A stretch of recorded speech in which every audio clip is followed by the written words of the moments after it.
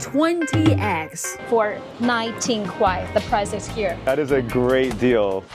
Guys, this is Jingjing, and this is Dante, hey. This is Dante Munoz, a blogger from New York, popular for his contents on China and the US.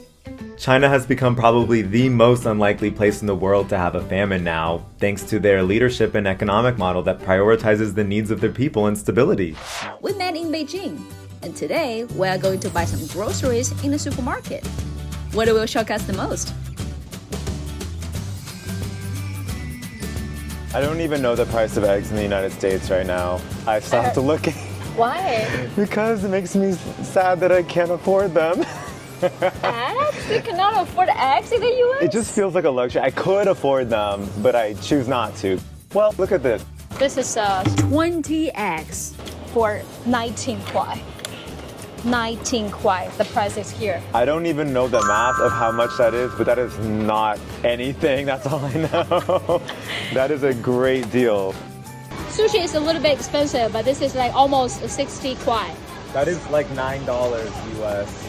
Is that cheap or is that expensive? That is ridiculously cheap for how fancy that is. The Really? Sushi, yeah, just getting like plain sushi in the US would be like maybe $14, $13 in New York City. China does not have a food issue. Everyone tells me like, oh, you know, China's socialist and all their people are gonna go hungry because they're socialist. I think because China has struggled through so many real problems in their past, they take that really seriously now. Yeah. And in the United States, you can go look up our government statistics on it. Food insecurity is a real issue. There are lots of kids who maybe they could get some food if they like needed it, but they just don't have it. They go to bed hungry because there's food everywhere in the United States, but our system doesn't prioritize keeping eggs at these affordable prices.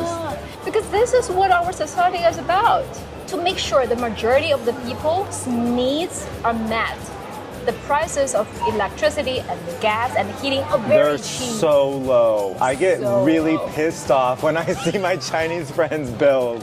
The Wi-Fi is so fast here, and my Wi-Fi bill is like almost $100. I split it with my roommate, but it's ridiculous, and it's not even reliable.